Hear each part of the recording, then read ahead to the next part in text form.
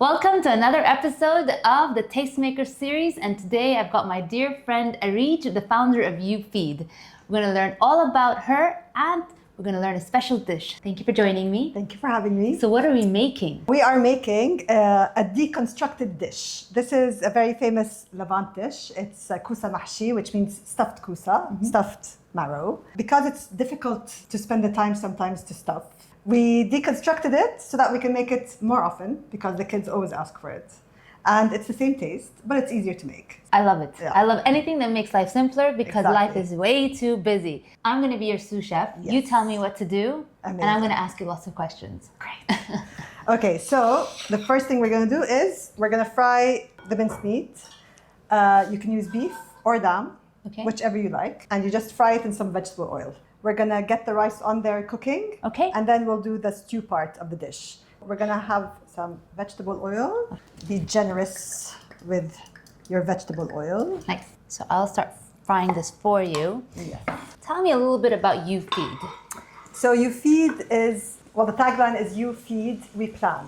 So the whole idea is... I like that. I didn't know that's your tagline. Yeah, it's, my daughter came up with it. I Love said, it. oh, I need a tagline. And she said, oh, you feed, we plan, you feed. There's a lot of people who, they like to cook, but they don't have the time to plan. Yeah. Planning actually takes a lot of time. You have to look up recipes and you have to decide. And the decision fatigue that I'm seeing among moms Yeah. is enormous. So the app, it's a recipe and menu generating app. Okay. You go in, you put in your filters, so your dietary regimens, specifications, requirements, whatever it is. Yeah. And then it generates a whole menu for you. I love it. Yufeed, a menu generating app. Yes. Well, I was getting a lot of calls from my friends Okay. because I like to cook. You love to cook. And it's a joy, right? Yes. Feed people. Yes. It's a joy. And eating, and when your family comes home and there's food, there's home cooked food, it actually gives them a sense of security. Yes. So I I'm agree. really trying to encourage people to get back into the kitchen, but not make cooking so stressful for them. And I think that's what I love about the recipes on your app. I've tried a few of them. And one thing that stood out was how you didn't have too many ingredients. Yeah. They were very simple instructions. Yeah. They're very simple, very to the point, and honestly perfect for weekday meal planning and for parents that are on the go. And they're tried and tested. I get all the recipes from, well, there's a lot from my household, so from my mom. There's a lot from my And this is content- one of your... And this is one of them, Yeah. exactly. I get, my Turkish friend gave me Turkish recipes, my Iranian friends, and they want to share recipes because it's a trip down memory lane for them. Yes. And they want those recipes to stay alive. That's really the tried and tested aspect of it. I think it's very important because you can get a bunch of recipes off the internet, but Yes. you don't know really if it's going to work, or sometimes that you make them, but you're like, something's missing. Yeah. To go back to why I did the app, I was getting a lot of calls from my friends. Yeah. What are you cooking today? So I tell them what I'm cooking. And then it developed into, we're going to the supermarket and we don't want to go 100 times this week. Can you tell us what you're cooking for the whole week? Yeah.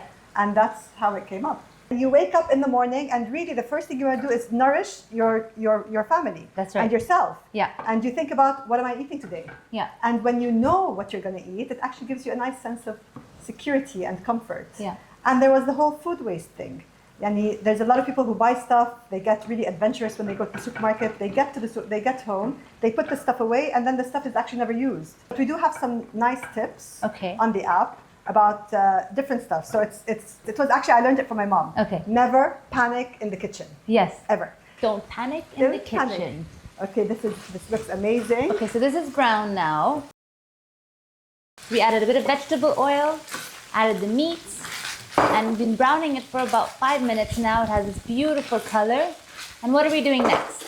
So we just washed our rice. This rice has been soaking. Yes. So you soak Caldero's rice. And So you that- soak it in hot boiling water. If you can, yeah, especially if you don't have enough time. Yeah. Ideally, you soak it for 2 to 3 hours. Right. If you only have half an hour, you soak it in hot water, boiling water. Okay. And that gets rid of a lot of starch and it cooks it quicker Faster. as Okay. well. So we're gonna add, And you don't Right. season the meats at this point? not yet. Okay. We're gonna season everything. I have the 7 Arabic spices. Now this is your This is my mix. Secret mix. Well, my mom's, it's not secret. I'm happy to share it with anyone. I love And that. I don't know how to measure. And I use the, if anyone gives me a spoon, I actually don't know how to use it. I know how from the from cover. your lid. Yeah, and I can only use these jars, which is really... But don't worry, on the app, You It's got all there. the Yeah, yeah, yeah. pre-measured quantities. Exactly. And we're going to use this beautiful spice. It's safflower, or they call it the poor man's saffron. Osfor. Yeah, it's asphalt. Yes. It gives it a lovely, I'd say woody taste. Okay. And a beautiful color. Nice. And then We don't use osfor much in Persian, actually at all in Persian cooking. you have saffron. We have saffron. That's why. And so when I first discovered it, I was quite Fascinated? yeah, because I like the color. Because sometimes you want color, but you don't want that strong saffron flavor. So as many cups as rice, as many cups water. Okay, so we have 3 cups of water for 3 cups of rice. Okay, so if you happen not to know exactly how much you put, you just want to cover it comfortably. And that should be perfect. It's seasoned with the spice. So the spices, the spice mix, the Arabic spice mix is 7 spices. Yeah. Cumin, black pepper, white pepper, allspice, cinnamon, cardamom, and we add the mistike. Yes. Mastic. Mistike takes away that, that funky flavor of chicken. Yeah. Okay, so this has come to a boil. Do I cover it? Or Cover it, okay. and put it on the lowest setting, like you're cooking normal rice. Okay, so we've got the rice cooking away on low heat, and now we're going to be making The Koosa part. the Koosa part. And that's quite simple, isn't Yeah, it? very. Okay. There's 2 parts. Now, do you specifically focus on Middle Eastern cuisine? There's a lot of Middle Eastern cuisine, but there's also Turkish, Persian, global, so Italian, Mexican, Asian. What about for families that might have gluten intolerances, dairy intolerances? Are they able to use this app? Yes. So once you download the app, you have to put in your filters. So the first thing that you want to do is you want to say which meal type you want. So we have breakfast, main meal, which is lunch or dinner, Okay. light meal, and school snacks. Okay. And then you go in and you say which dietary requirement you like. So if you have keto, pescatarian, vegetarian, vegan, and then of course you can select none. Allergens, Okay. gluten, dairy. And then the last filter I put in was also because of a personal pain point that I had, which is dietary, I want to say considerations. Okay. Cholesterol controlled, immunity boosting, high fiber. How do you define what recipe has this? My nutritionist does. She goes in and she makes sure that everything is as it should be. And the reason why I came up with this one was because my daughter was iron deficient. Okay. And she couldn't take the pills. She opted to try through nutrition to get her iron levels up. Okay. So I started looking for recipes that were Better. very, very high in iron. Okay. And over time, she was fine. Fine. And then the other one was a friend of mine. She called and she said that her husband had high cholesterol levels, and if they could somehow help with the nutrition.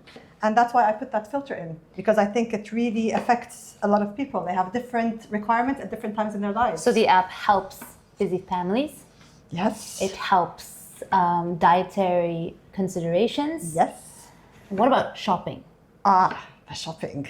So the shopping, so there's a lot of people who buy stuff from the supermarket. They know that they should buy these ingredients. Yes. For example, we should have peppers, we should have mushrooms, we should have... But do you actually use them? But you actually use them. Yeah. So with meal planning, what you do is you know exactly what you're going to cook. You buy accordingly, Yeah. and nothing goes to waste. Yeah. As long as you stick to it. I've just added a section for baby weaning. Okay. So I did a talk about raising non-picky eaters, because a lot of children, they're not exposed to variety of food from That's an early age. That's right. The idea is to give moms a bunch of recipes Okay. with a bunch of ingredients, Yeah. and safely wean their children off milk and onto solids. I love stories. I want to put so many people's stories on the app, just their story with food or their memories with food, because I think, especially living in Dubai, all of us are connected through food to our roots. Yeah. I think if you love cooking, most people will have the same value system. Food is nurturing, nourishing, but it's also a way of connecting. It's a social medium of being, I guess. Of course. I mean, ask anyone whose kids are at university. Yeah. The first thing, before their kids even arrive, they have a list of what they want to eat. Yeah, yeah. Because it's their comfort. Yeah. They're coming back home. They want home cooked food. Yeah. They want the comfort of sitting with their parents. And it's also very important to remember that in this day and age, I know a lot of kids are so busy after school with activities. they actually eat in the car. Yeah. You know, which is not something that I know it's necessary, but you can try to get away from it and at least have one meal as a family together. Don't have your kids eat alone. Yeah. Even if you're not eating, sit with them or let them sit together. And it's just keeping the food conversation alive. Yeah. So, okay, we added some vegetable oil. Okay. We're going to add in the courgette. And you're going to fry this? We're going to fry it, just brown it. So the rice bit of the dish is the stuffing that would normally go into the marrow. Yes. And now we're doing the stew part of it. But I like how you've taken a very traditional recipe, the stuffed courgettes, and turned it into a deconstructed version where you still get the flavors. And the same taste. But this would usually take... hours. Oh, and this is something else actually, the variety aspect. So before I did the app, I actually spoke with a lot of kids. Yeah. And I asked them, what's the one thing that bothers you about food at home? Yeah. And they said, well, the same menu is repeated. Yeah. Whether it's every week or every month. And the only variety they got was from delivery. There's not enough variety. They love the food, but they get tired of it. What about the financial point? I bet you this saves families money. Of course. Yeah. And it also goes back to the buying stuff that you don't use. That's also a waste of money. Yeah. When you eat food, you shouldn't feel bad about the fact that, I ordered yesterday and now, no, ordering, you can order, you know, sometimes you don't feel, sometimes I don't feel like cooking. Yeah. And, you know, you order.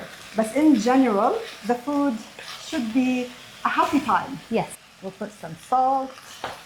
We're going to put a bit more of the spices. So we've got Arabic spice. Yeah.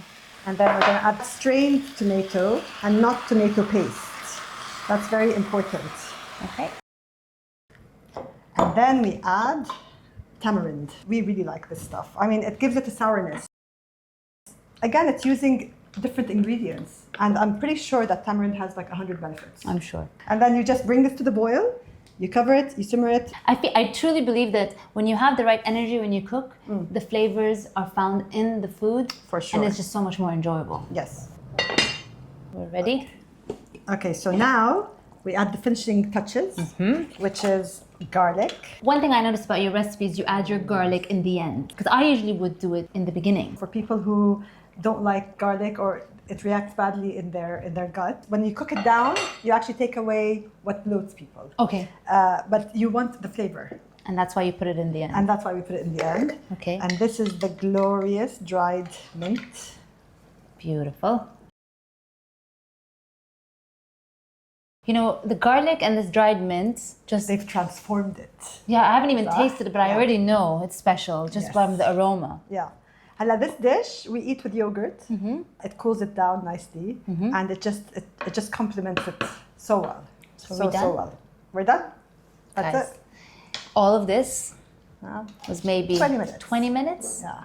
And I'm just going to open this pot and show you how beautiful it looks. Now that beautiful color is from the usfur, isn't it? Yes. All right, so now usually when we have the regular koosa, you get more vegetable and less rice.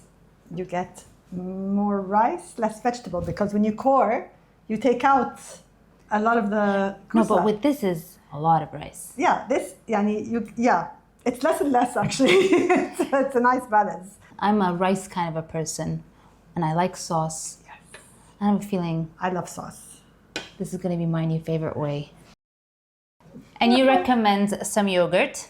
Yes, for sure. Oh, I've never eaten it without yogurt, ever.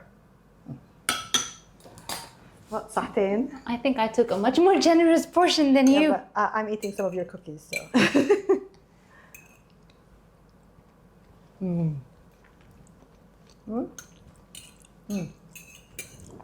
Good. You know what it is that makes it so special? I think that garlic and mint in the end is what takes it 100% to the top. 100%. And the koosa is cooked perfectly. It's not overcooked. It has a little crunch because it's a very temperamental vegetable. Very. And some people like it, you know, quite cooked, but I like it like this. This is awesome. I really enjoyed having you in the kitchen with me. Thank you for having me. It's so much fun learning new recipes, new value systems. Everyone has a different, unique way of cooking, living, eating. And I love how you bring joy into your food. And I love how you simplify it and make it accessible. Yes. So, Thank it's you. awesome. Thank you. Try this, download the app, and see you guys later.